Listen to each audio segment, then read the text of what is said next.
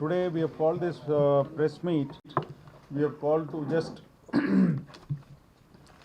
tell about the role of police during the elections and కొన్ని doubts ఏదైతే ఉందో అందరికీ అంటే పబ్లిక్లో తర్వాత ఇతర పొలిటికల్ పార్టీస్ వాళ్ళందరికీ కూడా ఏదైతే డౌట్స్ ఉందో అవి అన్నీ కూడా కొన్ని విషయాల గురించి స్పష్టంగా చెప్పాలని అనుకున్నాము. సో దీంట్లో భాగంగా ఆల్ ద పొలిటికల్ పార్టీస్ ఎవరైతే క్యాంపెయిన్ కానీ door to door campaign or any kind of public meeting anything they want to do they must take permission of the returning officer. అందరూ అనుకుంటున్నారు పోలీస్ వాడే పర్మిషన్ ఇస్తారని. అది ఎట్లా అంటే మీరందరూ వాళ్ళ పొలిటికల్ పార్టీస్ అందరూ కూడా సువిధా యాప్ ద్వారా సువిధా యాప్ పని చేయకపోతే రిటర్న్గా ఎవరికి ఇవ్వాలి? రిటర్నింగ్ ఆఫీసర్కి ఇవ్వాలి. Returning officer in turn will ask NOC from the police. ఆ పోలీస్ స్టేషన్కి వచ్చిన తర్వాత పోలీస్ స్టేషన్ వాళ్ళు ఏం చేస్తారు? They will verify all related matters. అదే టైంకి వేరే ఎవరైనా ర్యాలీకి పర్మిషన్ పెట్టి ఉన్నారా లేదా, ఆ ప్లేస్లో వాళ్ళ మధ్యలో వాళ్ళ పార్టీ మధ్యలోనే వేరే డిసిడెంట్ గ్రూప్ అంటే ఫ్యాక్షన్ ఏమైనా ఉందా వాళ్ళ పార్టీలోనే, ఇట్లా ఇతర విషయాలన్నీ కూడా పరిగణలో తీసుకొని then they will give a NOC to the returning officer, back to the returning officer. Returning officer is a executive magistrate. So ఆయనకి పంపిస్తారు ఎన్ఓసి. ఆర్ దాంట్లో కండిషన్స్ అన్నీ కూడా పెట్టేసి పబ్లిక్ మీటింగ్ కానీ వెహికల్స్కి కానీ ఇటువంటి పర్మిషన్స్కు ఎన్ఓసి మాత్రమే పోలీస్ స్టేషన్ నుంచి ఇస్తారు. ఇచ్చిన తర్వాత the final permission letter is given by the returning officer అండి. ఓకే, అదంతా కూడా సువిధా యాప్ ద్వారానే పెట్టాలా. జనరలీ ఇఫ్ సువిధా యాప్ పని చేయలేదు, ఇంటర్నెట్ లేదు, ఎలక్ట్రిసిటీ లేదు, ఇట్లాంటి రకరకాలుగా కారణాలు ఏదైనా ఉంటే they can give a return permission letter paying the necessary fees. తర్వాత దానికి కావాల్సిన డాక్యుమెంట్స్ అన్నీ కూడా అంటించి they have to give it to the returning officer. So the returning officer is the final authority to give permissions for any rally, any meeting, door to door campaign. కొంతమందికి doubt ఉంది, door to door campaign చేయవచ్చా లేదా permission లేకుండా. దానికి కూడా you have to take permission అండి.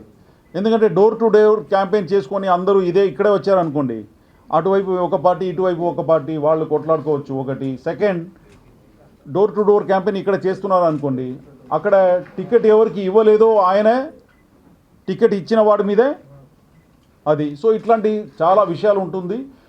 అన్నిటినీ పరిగణలో తీసుకొని పోలీస్ వాళ్ళు ఎన్ఓసి మాత్రమే ఇస్తారు, కానీ final permission is given by the returning officer. ఒకటి. సెకండ్, ఇది కాకుండా model code of conduct violations ఏదైతే జరుగుతుందో దానికి సంబంధించి జిల్లా వ్యాప్తంగా totally how many teams, MCC teams total. ఇప్పుడు ప్రతి కాన్స్టిట్యువెన్సీలో మినిమం 3 ఎంసీసీ టీమ్స్ ఉండాలండి. So 3 into 7 21 multiplied by 3 shifts అంటే totally 63 MCC teams, model code of conduct teams కూడా ఇక్కడ మన విశాఖపట్నంలో ఏర్పాటు చేయడం జరిగింది.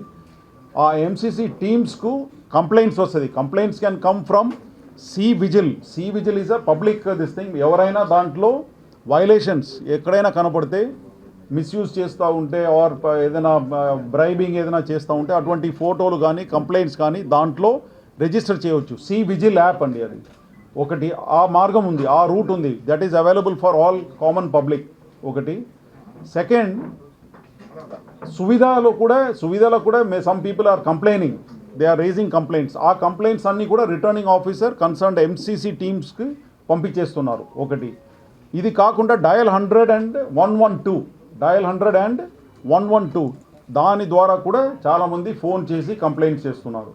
ఈ కంప్లైంట్స్ అన్నీ కూడా చివరికి కంట్రోల్ రూమ్ నుంచి ఎంసీసీ టీమ్స్ 63 టీమ్స్ ఏదైతే ఉందో మన జిల్లాలో, ఆ టీంలో ఉన్న ఎగ్జిక్యూటివ్ మ్యాజిస్ట్రేట్, ఈ team head is a executive magistrate MPDO, ఆయనకి ఇన్ఫామ్ చేస్తారు.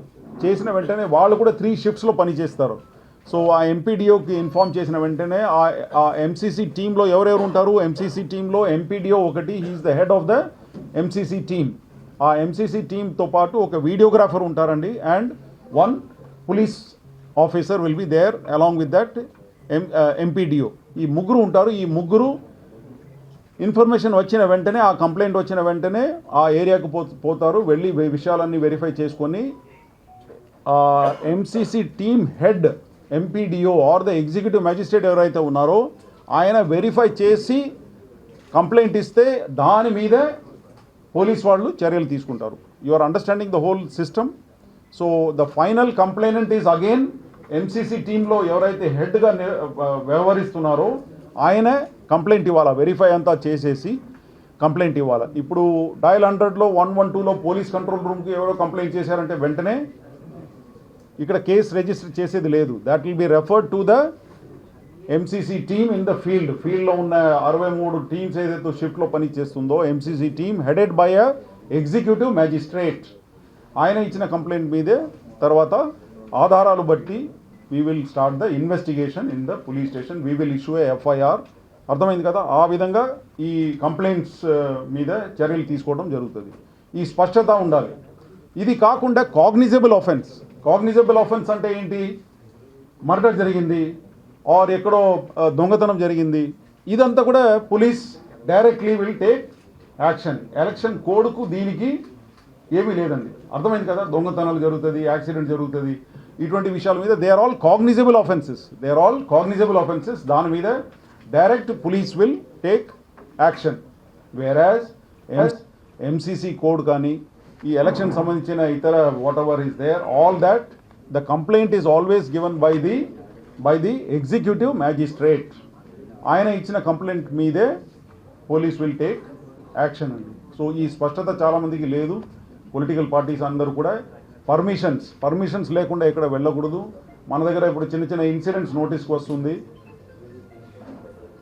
పొలిటికల్ ఫ్యాక్షన్స్ చిన్నగా ఉంది, అక్కడ వీళ్ళు పర్మిషన్ లేకుండానే వాళ్ళు డోర్ టు డోర్ క్యాంపెయిన్కి వాళ్ళు వెళ్ళిపోతూ ఉన్నారు. ఇదంతా కూడా ముందే పోలీస్ స్టేషన్ రిటర్నింగ్ ఆఫీసర్కి ఇన్ఫార్మ్ చేసేయడం better. They can even mark a copy to local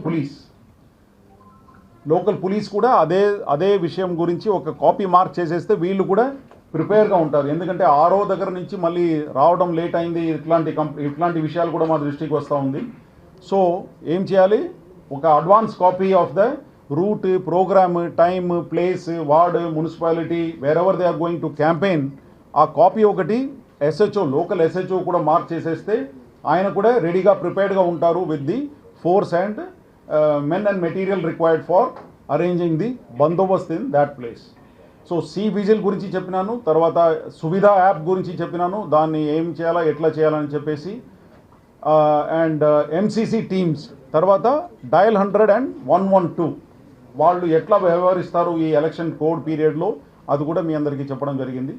ఇది కాకుండా ఇప్పుడు దాకా మేము తీసుకున్న చర్యలు అంతా కూడా ఈ రౌడీ షీటర్స్ మీద అన్నీ కూడా తీసేసుకున్నాము. ఇది కాకుండా ఇప్పుడు రాబోయే రోజుల్లో ఈ పోలింగ్ బూత్స్ ఏదైతే ఉందో ఆ ఏరియాకు సంబంధించిన 200 meters డిస్టెన్స్ ఏదైతే ఉందో దాని అవతలనే they have to keep there ఏమంటారు దాన్ని, వాళ్ళ పార్టీ ఆఫీస్ ఏదైతే ఉందో అది కూడా దూరంలో పెట్టాలా, 200 meters దూరంలో పెట్టాలి. దాని మన పోలింగ్ బూత్ దగ్గర పెట్టకూడదు. ఇది కూడా అందరూ పాటించాలని I think they all know about it. They also have a legal team and all that. ఇది కాకుండా మన జిల్లాలో 5 ఆల్రెడీ SSTs పని చేస్తున్నాయి. ఏమి SST అంటారు? SST is a static surveillance team. So ఇది ఆల్రెడీ మన బార్డర్ చెక్ పోస్టులుగా ఇంతకుముందు పనిచేసింది. దాన్ని ఇప్పుడు మనం ఎలక్షన్ కోడ్ వచ్చేసింది కాబట్టి SST అంటున్నాము. 5 of them are already working. ఇది కాకుండా flying squad and FST and SST అంటారు. దీంట్లో ఆర్మ్డ్ కాంపోనెంట్ ఉంటుంది. ఆర్మ్డ్ కాంపోనెంట్ అంటే దాంట్లో మా దగ్గర నుంచి 3 తుపాకీ పట్టుకొని 3 constables will be there. Constable or head constable will be a part of FST as well as SST. Okay, and దీంట్లో కూడా the MPDO or the executive magistrate is the complainant and he is the man who will take a decision. ఇప్పుడు ఫలానా ఇంట్లో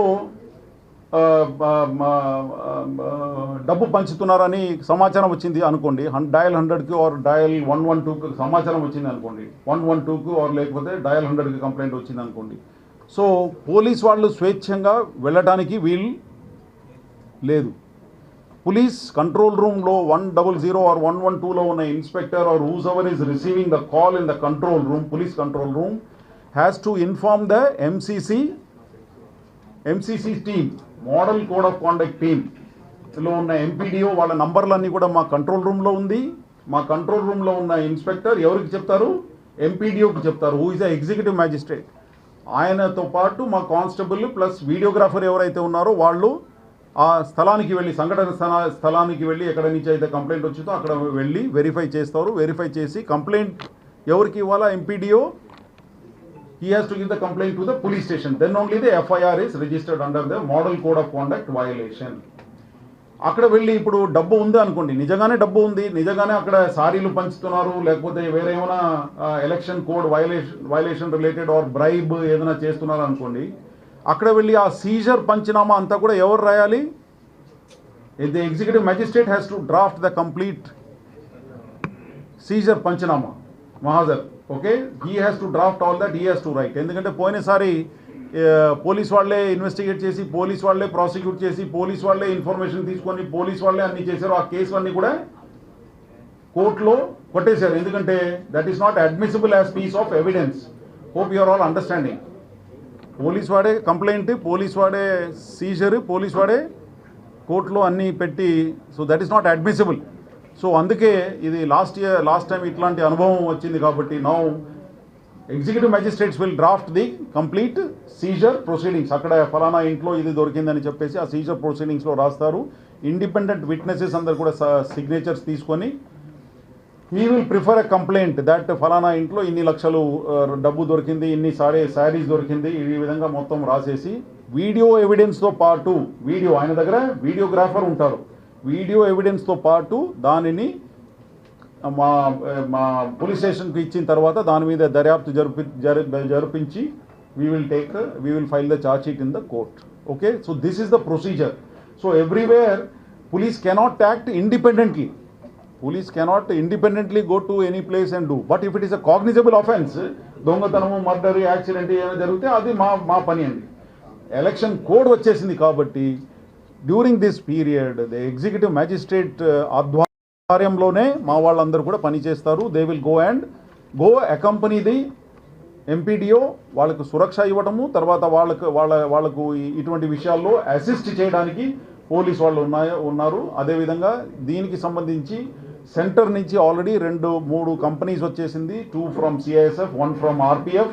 ఆ బలగాలన్నీ కూడా ఇప్పుడు మన విశాఖపట్నం సిటీలో తిప్పుతున్నాము to conduct route marches in various areas to instil confidence. తర్వాత మా వాళ్ళని అందరినీ కూడా ఇప్పుడు ఏరియా అంతా డిస్ట్రిబ్యూట్ చేసేసుకొని ప్రతి కాన్స్టిట్యుయెన్సీకి ఒక సీనియర్ ఆఫీసర్ని, పోలీస్ ఆఫీసర్ని కేటాయించడం జరిగింది. They are taking care of all the pre poll enforcement work. దాంట్లో భాగంగా